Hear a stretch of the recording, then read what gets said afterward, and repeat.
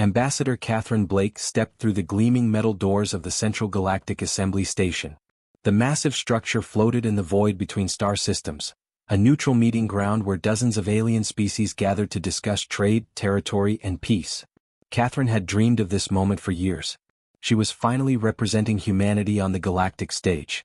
The security checkpoint ahead buzzed with activity. Creatures of all shapes and sizes moved through scanners that looked like giant soap bubbles.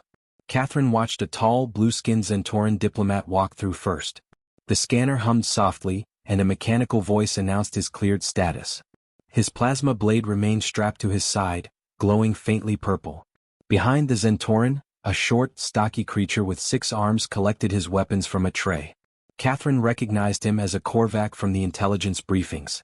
Sharp, needle-like spikes protruded from his forearms, natural weapons that could inject paralyzing venom. The security scanner didn't even pause as he passed through. Catherine approached the checkpoint with confidence. She carried the standard diplomatic kit that every human ambassador had used for 200 years. Her ceremonial sidearm rested in its polished holster, a symbol of Earth's sovereignty and her authority to speak for humanity. The scanner activated as she stepped forward.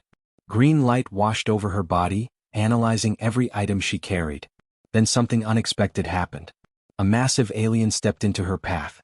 He stood nearly 8 feet tall, with thick gray skin and 4 eyes arranged in a diamond pattern on his face. His uniform marked him as the chief security officer. "Stop, human delegate," he rumbled in heavily accented English. His voice sounded like grinding stone. "Remove all weapons and place them in the containment field." Catherine blinked in confusion. "I'm sorry, but there must be a mistake. This is my ceremonial sidearm. It's part of the standard diplomatic dress code for human representatives." The alien's 4 eyes focused on her with uncomfortable intensity. "No mistake. Weapons are prohibited for your species. Standard protocol." Standard protocol? Catherine looked around at the other diplomats moving freely through security with their various armaments. A reptilian creature with acid glands visible beneath his throat scales chatted casually with a floating jellyfish-like being whose tentacles sparked with natural electricity. "But everyone else is keeping their weapons. Other species are permitted their traditional armaments," the security chief stated flatly. "Humans are not." Catherine felt heat rising in her cheeks. This was her first major diplomatic assignment, and she was being singled out for treatment that seemed both unfair and insulting. "I demand to speak with your superior. This is clearly discriminatory." The alien's expression didn't change. "I am Vorthka, Chief Security Officer for the Central Assembly. My orders come directly from the Galactic Council. No human delegate may carry weapons of any kind within these halls." "Any kind?" Catherine asked, hoping she had misheard. "Any kind," Vorthka confirmed. He gestured toward a sealed container that materialized from the floor. "Your weapon will be returned when you depart." Catherine had no choice but to comply. She carefully removed her sidearm and placed it in the container, which sealed itself with a soft hiss. The entire process felt humiliating. As she walked away from security, she noticed other delegates watching her with expressions she couldn't quite read. Some looked sympathetic, others seemed nervous, but all appeared to understand something she didn't. The main assembly hall took Catherine's breath away despite her frustration. The chamber was enormous, with seating arranged in concentric circles around a central speaking platform. Each section was designed for different alien physiologies, some filled with water for aquatic species, others with thick atmosphere for high-pressure world inhabitants. Catherine found the human section and took her assigned seat next to Ambassador Marcus Webb, a veteran diplomat with 30 years of experience. His weathered face and gray hair spoke of countless negotiations and difficult decisions. "Welcome to the big leagues, Catherine," Marcus said quietly. "Though I see you've already encountered our special welcome committee." "Marcus, what was that about? Why are we the only ones who can't carry weapons? It's insulting." Marcus glanced around carefully before responding. His voice dropped to barely above a whisper. "It's complicated, Catherine. Something that happened before either of us was born. Most of the records are classified." "Classified by whom?" "By us, actually. The human government sealed most of the files related to our first contact with the Assembly. What I can tell you is that there was an incident. They call it different things depending on who you ask, but the result was the same. Humans became the only species banned from carrying weapons in diplomatic settings." Catherine studied Marcus's face. She had known him for years, had trained under his guidance, but she had never seen him look so uncomfortable. What kind of incident could possibly justify this treatment? The kind that changes how an entire galaxy thinks about warfare, Marcus replied grimly. Look, Catherine, I know this seems unfair. Hell, it is unfair in a lot of ways. But there are reasons for it. Good reasons, even if they're not reasons we like to talk about. As if summoned by their conversation, a tall, elegant creature approached their section. Catherine recognized her as Ambassador Lydia Foster, another human delegate who had served for over 20 years. Lydia moved with the practiced grace of someone completely at home in the complex social dynamics of galactic politics. Catherine, I see you've had your introduction to Assembly security protocols, Lydia said, settling into the seat beside them. Don't take it personally. It's not about you specifically. Then what is it about? Catherine asked. Because from where I sit, it looks like discrimination against our entire species. Lydia exchanged a meaningful look with Marcus. There are things about our history with the Assembly that most humans don't know. Things our government decided were better left buried. Catherine spent the next 3 days attending diplomatic sessions, but her mind kept returning to the weapons ban. Every time she saw alien delegates casually wearing their traditional armaments, the injustice burned a little brighter. She decided to investigate on her own. The Assembly Station's digital archives were massive. Catherine had expected this. Any institution serving dozens of alien civilizations would need enormous data storage. What she hadn't expected was how many files were locked away from her access level. She started with simple searches. Human diplomatic history returned thousands of results, but most were routine trade agreements and territorial discussions. Human weapons policy gave her nothing but current regulations. When she tried first contact protocols, the system returned a message she had never seen before. Access restricted, diplomatic clearance required. Catherine leaned back in her chair, frustrated. She was a fully accredited ambassador with top-level security clearance, yet somehow there were files she couldn't access. This only made her more determined to find answers.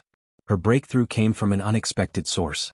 Ambassador Foster had invited her for coffee in the human quarters, a comfortable section of the station designed to feel like home. Earth plants grew in carefully maintained gardens, and the artificial gravity was set to exactly 1 g. Lydia, I've been trying to research our diplomatic history, Catherine began carefully. There seem to be some gaps in the available records. Lydia set down her coffee cup with deliberate slowness. What kind of gaps? Files I can't access. References to something called the Geneva Moment that I can't find any details about. And everyone, human and alien alike, gets uncomfortable when I ask about the weapons ban. Lydia was quiet for a long moment. When she spoke, her voice was thoughtful. I've been serving here for 20 years, Catherine. In all that time, I've heard whispers about our first contact with the Assembly. Nothing concrete, just fragments of conversations and half-remembered stories. What kind of stories? The kind that suggest our ancestors did something during first contact that shocked the entire galaxy. Lydia stood and walked to the window, looking out at the stars. I once heard an elderly Zentoran diplomat mention that humans had demonstrated an unprecedented approach to warfare. Another time, a Korvac historian told me that human delegates had fundamentally altered galactic military doctrine. Catherine felt a chill run down her spine. Altered it how? That's what I've been trying to figure out for 20 years, Lydia admitted. But every time I get close to real information, I hit classified walls or suddenly find that witnesses have developed convenient memory problems. The next day, Catherine tried a different approach. Instead of searching for human records, she looked through alien diplomatic archives.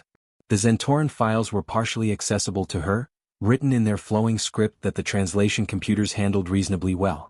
She found her first real clue in a personal log from Ambassador Theknal, dated 2195, roughly 200 years ago. The entry was brief but chilling. Human delegation demonstrated unprecedented capabilities today. Council unanimous, special containment protocols necessary for future interactions. The implications of their revelation cannot be overstated. Catherine's hands trembled as she continued reading. What we witnessed changes everything we thought we knew about warfare. How did we become so dependent on complexity when such elegant simplicity was possible? The Council's decision to restrict human weapons access is not punishment, it is survival. She found similar fragments in other alien archives. A Korvac military report mentioned fundamental reassessment of combat doctrine following human demonstration. A Thesian diplomatic summary referred to the terrible gift of knowledge that cannot be forgotten. But the most disturbing discovery came from a medical report filed by the station's chief physician at the time. Several alien delegates had apparently required psychological treatment following what was described as exposure to paradigm-shifting tactical concepts. Catherine spent hours compiling these fragments, but they only raised more questions. What had her predecessors demonstrated that was so shocking? And why had humanity agreed to permanent weapons restrictions based on a single diplomatic meeting? Her investigation took an unexpected turn when she met Dr. James Morrison in the station's research library. Morrison was a xenohistorian, specializing in interspecies first contact events. He was human but had been born and raised on the station, making him something of a neutral party. "You're researching the Geneva moment," Morrison said without preamble when Catherine approached his table. Catherine nearly dropped her data pad. "You know about it?" "I know more than most humans but less than I'd like," Morrison replied. "It's become something of an obsession of mine. The single most significant diplomatic event in galactic history, and it's almost completely suppressed." "Why Geneva?" Catherine asked. "That's where the human delegation met before coming to the assembly. Apparently they spent weeks preparing for first contact, gaming out scenarios and developing strategies." Morrison leaned forward conspiratorially. "I have a contact who might be willing to talk. But it has to be completely unofficial." 2 days later, Catherine found herself in a shadowy corner of the station's lower levels, meeting with an elderly Korvac named Kethfor. Unlike other members of his species she had met, this one was ancient, with scars covering his thick hide and eyes that held depths of memory. "You seek to understand your people's dark gift," Kethfor said through his translation device. His voice carried weight and sadness. "Most of the galaxy has chosen to forget, but I believe in the importance of remembering difficult truths." "What dark gift?" Catherine asked. Kethfor studied her for a long moment. "Your people don't know, do they? 2 centuries later, and humanity still doesn't understand what they unleashed upon us all." He gestured for her to follow him deeper into the station's forgotten corners. "Come. There are things you must see. Records that were hidden but not destroyed. Your ambassador Reed and his team changed everything that day, though I doubt they intended to." Catherine's heart pounded as she followed the old alien through maintenance corridors she hadn't known existed. Whatever she was about to discover, she sensed it would change her understanding of humanity's place in the galaxy forever. Kethfor led Catherine through a maze of maintenance tunnels that seemed to go on forever. The old Korvac moved slowly but with purpose, his 6 arms helping him navigate through narrow spaces designed for repair crews. Catherine had to duck several times to avoid hitting her head on low-hanging pipes. "Where are we going?" Catherine asked, her voice echoing in the metal corridors. "To a place where truth was hidden but not destroyed," Kethfor replied. "I have spent 40 years collecting pieces of what really happened. Most beings prefer to forget, but forgetting dangerous knowledge does not make it disappear." They finally stopped at an unmarked door deep in the station's core. Kethfor pressed his palm against a scanner that looked much older than the modern security systems Catherine had seen elsewhere. The door slid open with a grinding sound, revealing a small room filled with ancient storage devices and projection equipment. "This was my predecessor's private archive," Kethfor explained. "He was the chief historian during first contact. He believed that even terrible knowledge should be preserved for future generations to learn from." The old alien activated several machines with practiced movements. Holographic displays flickered to life, showing various data streams and file directories. Catherine could see thousands of entries, all marked with dates from 200 years ago. "Your government classified these records," Kethfor said, working at the controls. "But they could only seal human files. They could not erase what other species witnessed and recorded." Catherine watched as he pulled up a video file. The image quality was poor by modern standards, but she could clearly see a large conference room filled with beings from different worlds. At one end of the table sat 5 humans in formal diplomatic attire.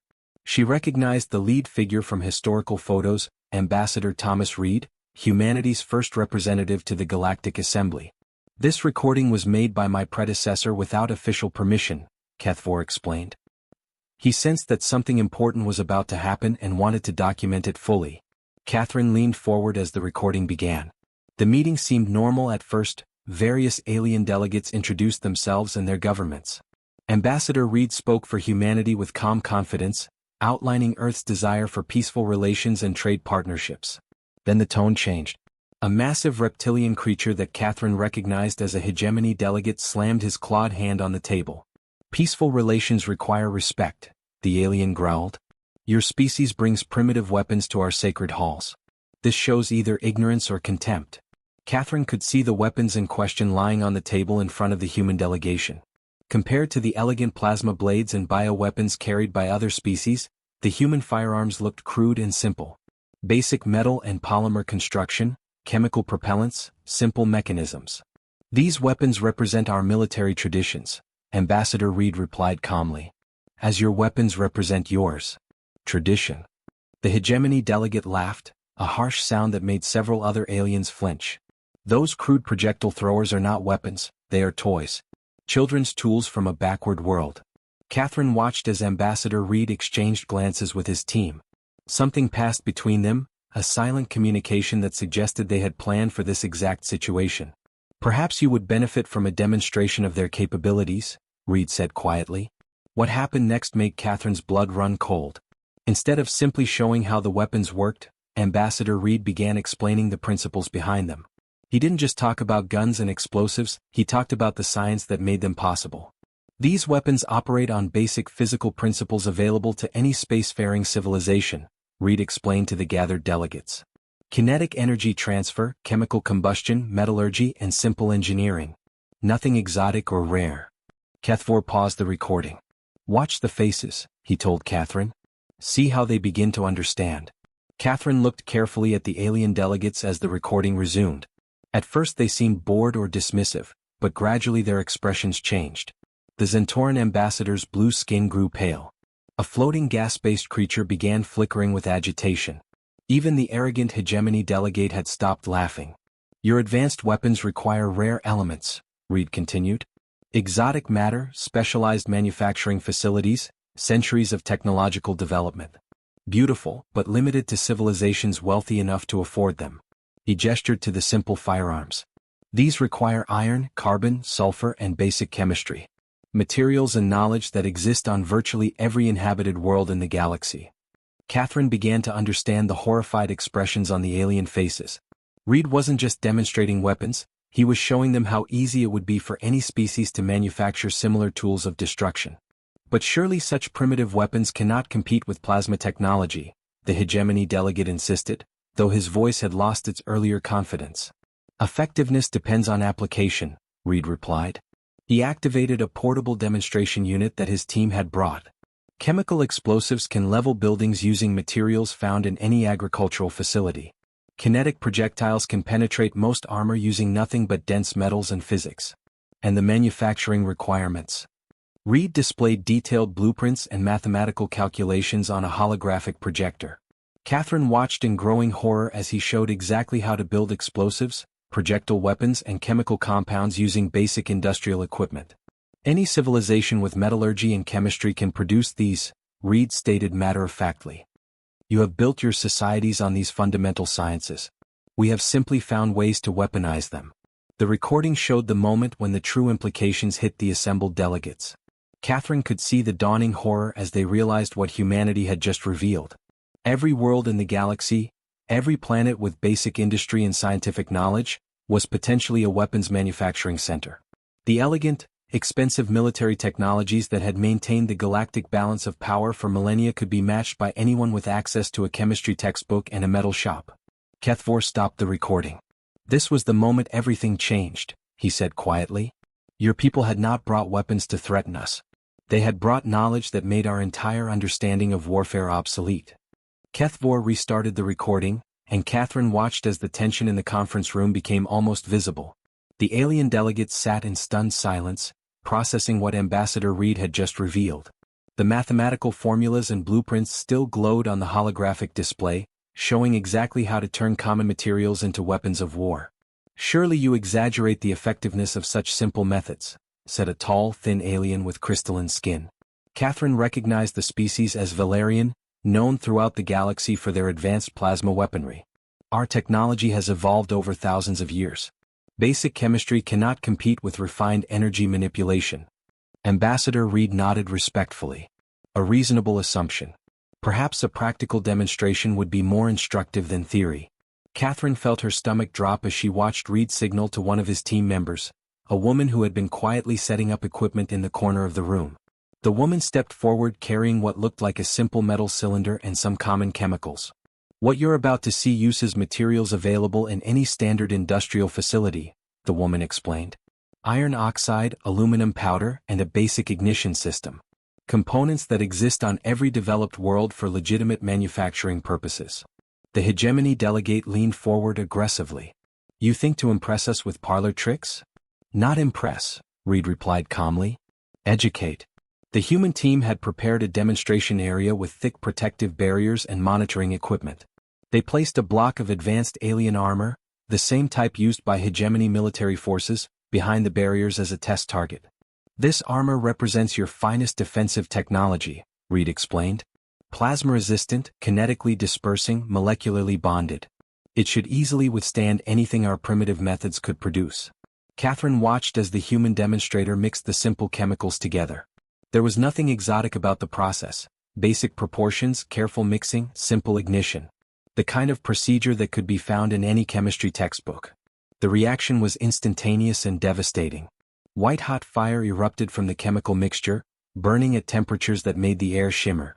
When the flames died down, the advanced armor had been completely penetrated. Molten metal dripped from a hole large enough to put a fist through. The silence in the conference room was deafening. Catherine could see alien delegates staring at the ruined armor with expressions of shock and growing fear. Thermite, Reed explained quietly. A simple chemical reaction discovered centuries ago on Earth. The materials cost almost nothing. The knowledge required is taught in basic chemistry courses. Any civilization with metallurgy already possesses everything needed to produce it. But Reed wasn't finished. His team brought out another demonstration, this time showing how common fertilizer chemicals could be converted into powerful explosives. Then they demonstrated how basic physics could turn any dense material into armor-penetrating projectiles using nothing but springs and compressed air. These methods don't require exotic elements, Reed continued. No rare crystals, no antimatter, no plasma containment fields. Just iron, carbon, sulfur, and knowledge that already exists in every spacefaring civilization's scientific databases. Catherine watched the Zentorian ambassador stand up suddenly, his blue skin now completely white with shock. You're not demonstrating weapons, he said, his voice barely above a whisper. You're demonstrating how to turn every world into a weapons factory. That's correct, Reed agreed. These principles apply universally. Any planet with basic industry can produce effective military equipment using locally available materials.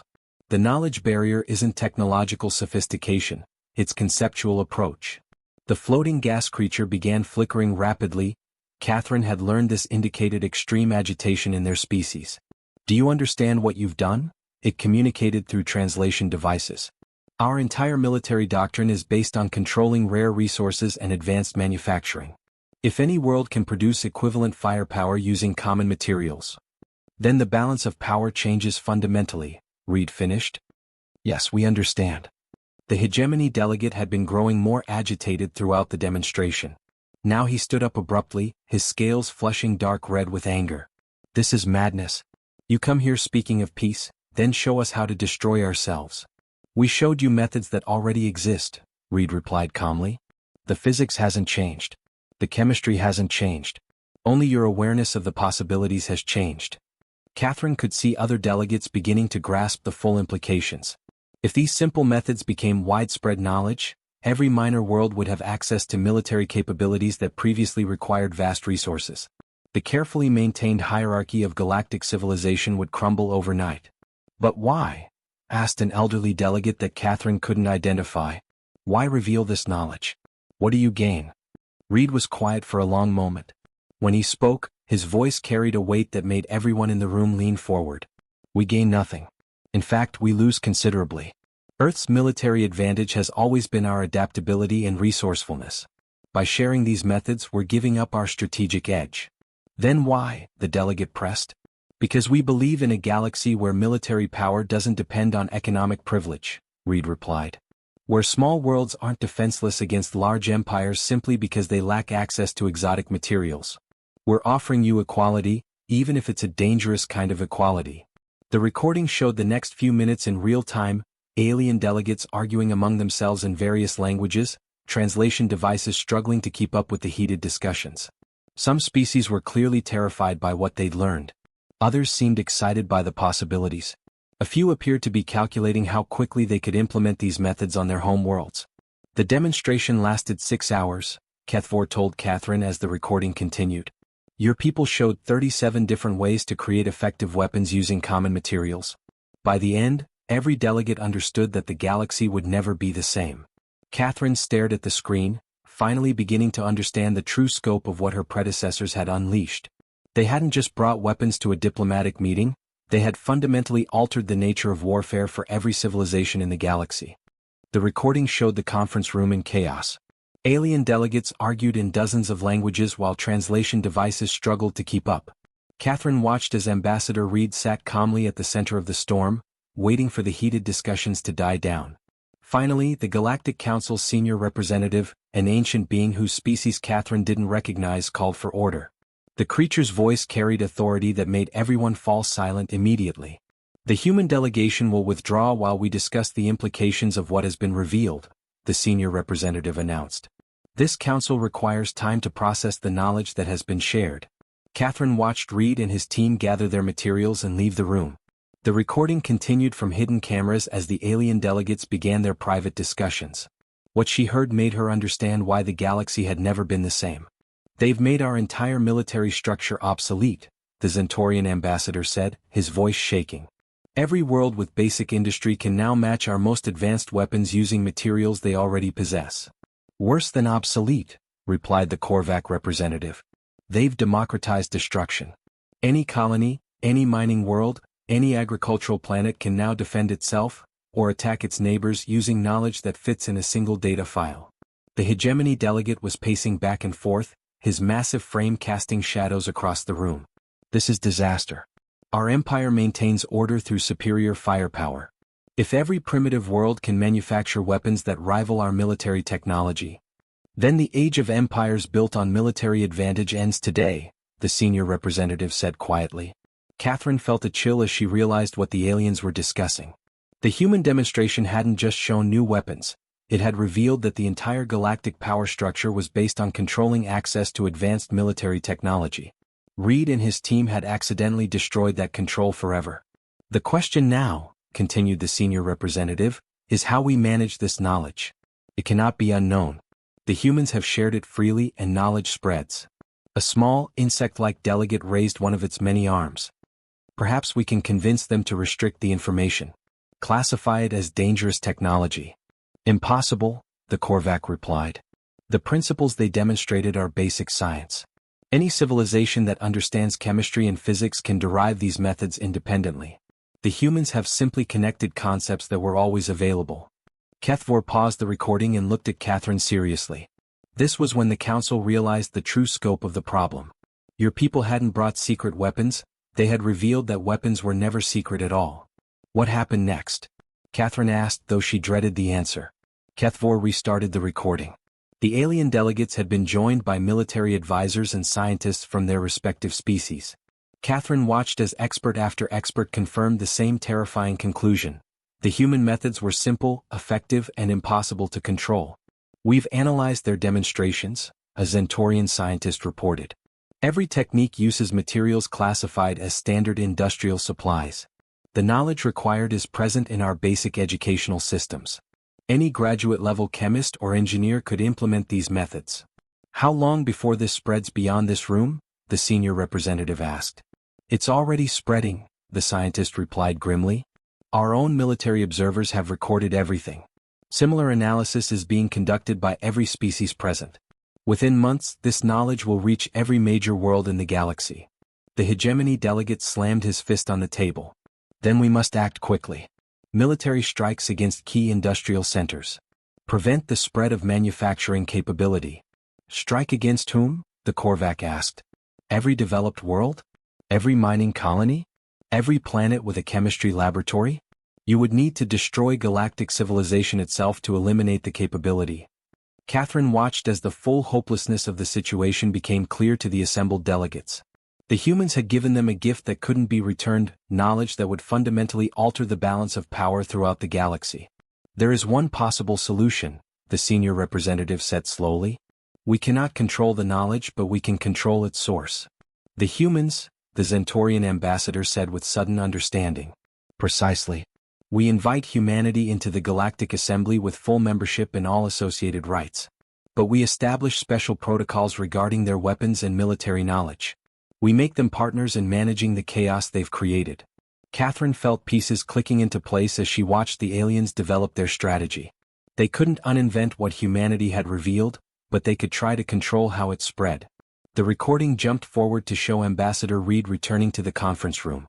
The atmosphere had changed completely. The aliens no longer looked at the humans with suspicion or condescension. Instead, their expressions showed a mixture of respect and fear. Ambassador Reed, the senior representative began, your demonstration has been educational. We now understand that humanity approaches warfare from a fundamentally different perspective than other galactic species. We're pleased that our methods proved instructive, Reed replied carefully. Indeed. So instructive that we believe special arrangements are necessary for future cooperation. We would like to offer humanity full membership in the Galactic Assembly, with all rights and privileges thereof. Catherine could see Reed's surprise. This was far more than the humans had hoped for in their first contact. However, the senior representative continued, we believe certain protocols should be established regarding military demonstrations and weapons policies. For the safety and stability of all member species. Reed's expression grew serious. What kind of protocols? Human delegates would agree to weapons restrictions during diplomatic gatherings. In exchange, the Assembly would work to prevent the rapid proliferation of the knowledge you've shared. A controlled dissemination that maintains galactic stability. Catherine watched as Reed considered the offer. She could see him weighing humanity's gain against the restrictions being imposed. We accept, Reed said finally. Though we hope you understand that knowledge cannot be contained forever. What we've shown you will eventually spread throughout the galaxy, regardless of our cooperation. We understand, the senior representative replied. But perhaps working together we can ensure that when it does spread, it serves the cause of peace rather than war. The recording ended, leaving Catherine staring at a blank screen. She finally understood the terrible gift her species had given the galaxy. Not weapons, but the knowledge that effective weapons were always within reach.